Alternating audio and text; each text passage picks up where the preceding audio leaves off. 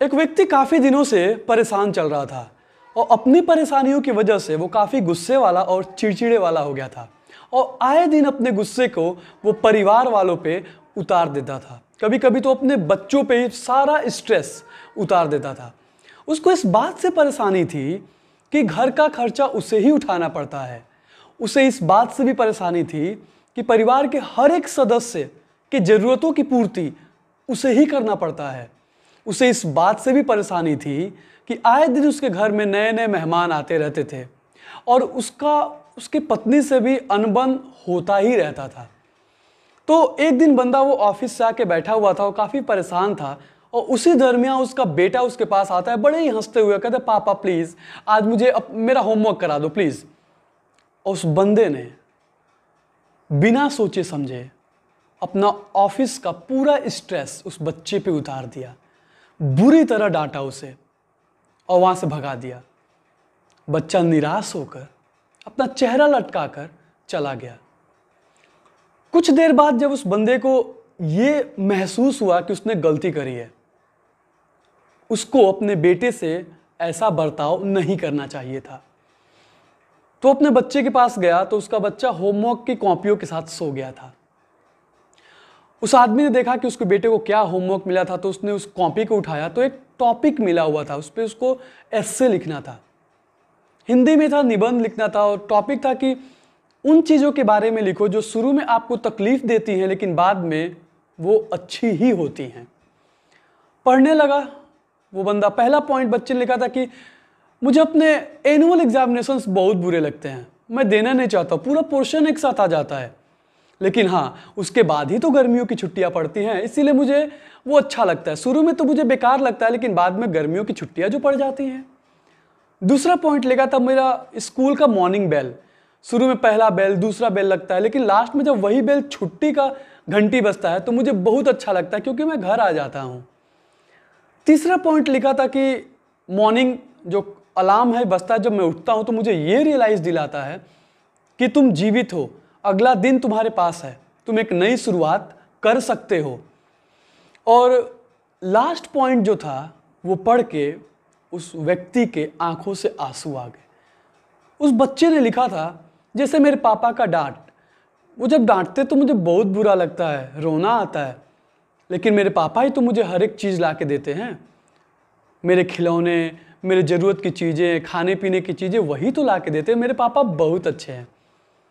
और ये आखिरी पॉइंट पढ़ के वो बंदा रो दिया और उस बच्चे के होमवर्क से उसको अपने लाइफ का लेसन मिला, सच्चा ज्ञान प्राप्त हुआ। उसको लगा अरे यार मैं तो खामखा परेशान हूँ, अगर मुझे परिवार का खर्च उठाना पड़ता है इसका मतलब मेरे पास परिवार है।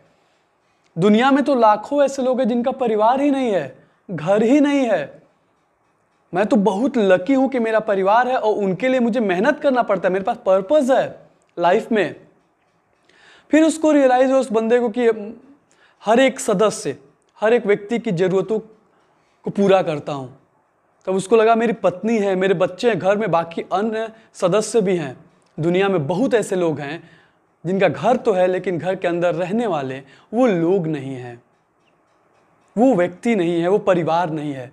मैं बहुत लकी हूँ कि ये लोग मेरे से खुश रहते हैं, मुझे अपना मानते हैं, और क्या चाहिए। फिर उसको रियलाइज़ हुआ कि अरे खामखा मैं गुस्सा होता था कि मेरे घर नए नए गेस्ट और दोस्त आते हैं, इसका मतलब मेरा कुछ सामाजिक स्टेटस है, सोशल स्टेटस है, लोग मुझे जानते हैं और मेरा अच्छा खासा नेटवर्क है, इसीलिए तो आते हैं। बहुत ऐसे लोग हैं दुनिया में, काफ़ी ऐसे लोग हैं जिनका कोई मित्र नहीं है, सगे संबंधी नहीं है और वो अकेले रहते हैं। और इन सारी चीज़ों से उसका पॉइंट ऑफ व्यू अपने लाइफ से पूरा चेंज हो गया।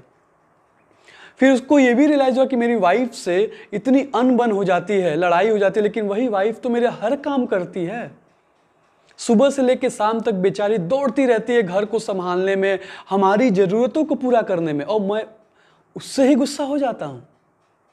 वो तो मेरे लिए सबसे ज़रूरी है, मेरी लाइफ पार्टनर है, उसके बिना तो मैं अधूरा हूँ। और ये हर एक चीज़ सोचकर जिंदगी से संबंधित उसका विचार पूर्ण रूप से बदल जाता है।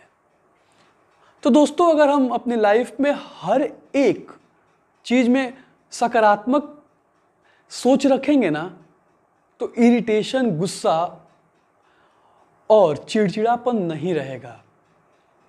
सच मानिए, हमारे पास जो है ना, वो बहुत लोगों के लिए सपना है बॉस।